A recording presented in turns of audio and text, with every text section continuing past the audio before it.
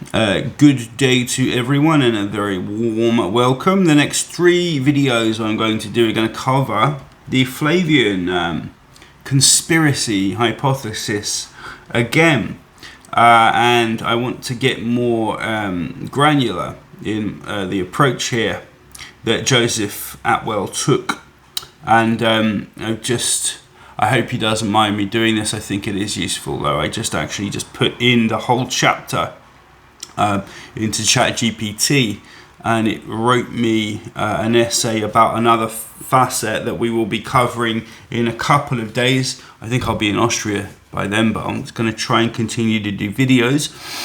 And that is looking at, first of all, today we're going to look at the beginning of Titus's ministry and the beginning, remember, of Luke, and it occurs in the same place, that is the Sea of Galilee. And then we're going to do the ending, kind of the last sequence that we find in the Luke story, obviously the prophecy that Jesus gives about the sacking of Jerusalem, which was most definitely written after that event really had taken place. It just logically makes sense that would be the case. And then Titus is obviously sacking of Jerusalem in the real historical event that took place. And then we're going to look at also the demons of Gadara. And what happens here is, obviously you have the 31 essentially sequential parallels that Joseph outlined. But then you have stacked parallels within individual parallels. So you can actually devise these Bayesian analysis. So the simple formula, the Bayesian calculation, and just do them for these individual instances, which adds additional layers of information, of data, and it really bolsters this thesis really nicely and completely takes the legs out from any notion that this is just coincidence. It is not, ladies and gents. It cannot possibly be. And when you consider also the surrounding evidence we have, all of the other features that are involved here, the proximity of Josephus Flavius to the Titus, to the Flavian family, he took on their name, he lived with them in a big, complex there in Rome. It is impossible to come away with any other conclusion. So we're just going to go through this first one here, talking about this is about the Sea of Galilee moment here at the beginning. So literary parallels between the Gospel of Luke and Josephus, Jewish wars, the Bayesian analysis as well. So I stuck the Bayesian analysis on the end. The question of whether the Gospel writers, particularly the author of Luke, drew upon works of Josephus has been a long-standing topic for scholars and of scholarly interest. While some argue that any similarities between the Gospels and Josephus' Jewish war are coincidental or arise from shared cultural historical memory, others see evidence of literary dependence, satire, or even political parody. This essay will analyze the specific narratives parallels between the Jewish wars, Book 397 to 10, and Luke 4:40 to 5:26, supplemented by corroborating content from Matthew, Mark, and John. A Bayesian analysis is conducted to assess the probability that these parallels arise from literary dependence rather than coincidence. So, overview of the parallels. We begin with a summary of the relevant passages. So, in Josephus, so these are the passages here just condensed for us. Josephus' Jewish War, 442 to 453. So this should just be that demons of Gadara incident, really.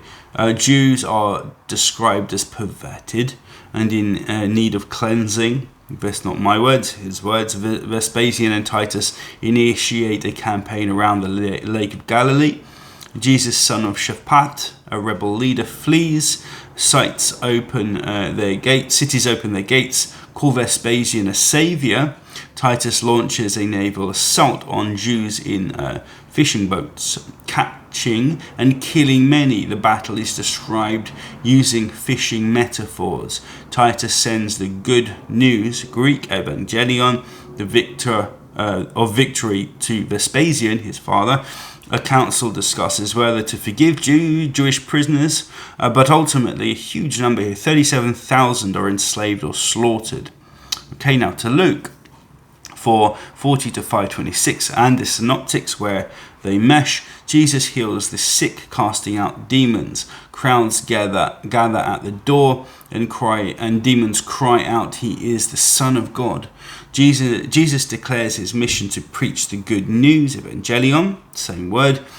Jesus appears at the shore of Lake Galilee, sees two boats. After a failed night of fishing, a miraculous catch fills and nearly sinks both boats.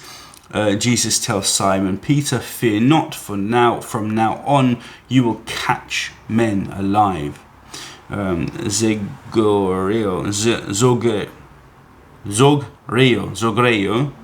disciples bring fish to shore. Jesus heals a paralytic and declares forgiveness of sins. Scribes object. So there's this, obviously this, what will we do with the guys that are left here? Will we kill them or will we let them go? It's similar parallels, but one is obviously talked about as a story with this allegory maybe behind it, a dark one. Evaluating the parallels, a close conceptual comparison reveals several strong points of contact. A, shared geography and structure. Both narratives occur at Lake Galilee. Both involve an initial appearance, then a significant event on the lake, followed by actions on the shore. B, rare Greek vocabulary. The Greek evangelion appears in both texts and the same thematic role. Titus and Jesus each announce good news to their respective audiences. The term zegero, to catch men alive, is used in Luke and echoes the Roman act of catching rebels. Thematic inversion. Josephus, Romans catch, kill and enslave Jews in a naval battle. Luke, Jesus catches fish, then calls his disciples to become fishers of men, which is a strange motif there. It's not, Anyway, Josephus, Titus urges his men not to fear before slaughter. Luke says, fear not. They both apparently say here, fear not, to confront Simon Peter, who has issues beforehand. He was a bit scared. Josephus, here Vespasian considers forgiving sins but chooses profit. Luke as well, Jesus forgives sins despite opposition. Okay, structured parallel sequence then in both. This is interesting. Arrival at Galilee, public response, lake encounter, men caught, shore landing, council or moral decision, fear and amazement. Potential satire now. Josephus may be writing in satirical tone, mocking Jewish messianism. The gospel narrative could be responding or reappropriating this as satire. We think it's the latter. Bayesian analysis now. Of source dependence. Hypothesis 1. The Gospel of Luke is literarily dependent on Josephus's wars. And hypothesis 2. The texts are independent. Parables are coincidental or traditional. Okay. So the result is 99.8%. And the whole formula is written in front of me. I won't read it out, but that's what you get when you put in this chapter. If the Jewish war is satirical here, if Josephus's narrative, so 99.8%, if Josephus's narrative is read as Flavian satire or propaganda mocking the Jewish rebellion, the gospel parallels become even more suggestive. The Romans may be inverting messianic symbols, fishers of men, forgiveness, savior language to ridicule these Jewish hopes. And these guys were satirical and dark, and they had this humor the Romans. They had a lot of dark humor. They were good at this, and we know that many of their rulers were pretty psychopathic when it came to their enemies. They were not nice people. If the Gospels are a counter-response or a controlled remythologizing, their mirroring becomes a tool of cultural reprogramming. So Gospel as counter-satire or reclamation. Alternatively, the Gospel of Luke may be reclaiming a rebel symbolism in a spiritualized, pacifistic way. Jesus succeeds where the rebel Jesus fails. He saves rather than destroys, teaches rather than flees, forgives rather than betrays. So I thought I'd put that in there, but which is more likely? Atwell's thesis as a further possibility. According to Joseph Atwell, the parallels are deliberate and the Gospels were written as Roman propaganda to pacify messianic fervor by offering a Roman friendly or Roman compliant Messiah. The literary dependency, if proven, strengthens this hypothesis, of course. Conclusion: the narrative and linguistic parallels between Luke 4:40 to 5:26 and Jewish Wars 3, 9, 7, 10 and 10 are striking, not only in their content but also in their sequence, terminology and thematic reversal. When analyzing using Bayesian probability, the likelihood of literary dependence is extremely high, 99.8%. While not definitive proof, the weight of the evidence suggests that Gospel authors or their sources were familiar with Josephus or the same Flavian propaganda stream. This intertextual relationship deserves further scholarly attention, particularly in the context of Roman political influence on early Christianity. Now, this is the first of 3 I thought I'd do, and there are more parallels. Remember, there are 30-odd parallels here we're looking at. The last one I'll do in this short series is a few of those elements that we find in the sacking of Jerusalem. So it's more than one parallel.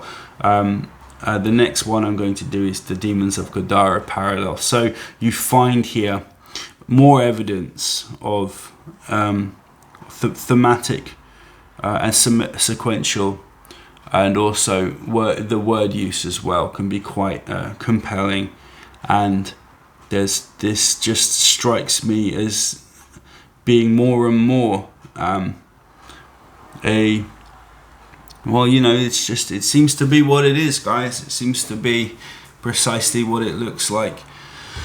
The odds here, looking at these odds, it's hard to come away with any other result or conclusion. And I would suggest everyone get Joseph Atwell's book here. You can find it online. I think one of the earlier version of this book is available in PDF actually online, but I would suggest go and get the damn book, get the Flavian Signatures version and take a look at this. It's on Kindle.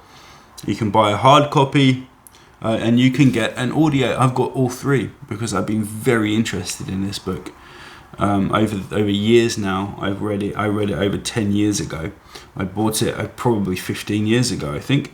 The documentary is out online, and also in a very similar style, the documentary James Valiant has got Creating Christ as well. If you watch those 2 documentaries, you're going to find there's a strong and compelling series of parallels, not just in Josephus's work, Joseph Atwell's work, but also in James Valiant and I think Michael Fahey is it, their efforts as well. So again, there are parallels, there are stacked parallels that exist here in the individual parallels, and we're going to go through 3 instances. This is the first. So I hope that was interesting. And I just, as I said here, I just put this into ChatGPT. I put the whole chapter in and just let it do its work. And at the end, I said conservative calculation, please, for the Bayesian analysis. So hopefully you'll understand that I'm not trying to weight these numbers. I really want to attack this work in order to prove it. And I think I can do that. Ciao for now.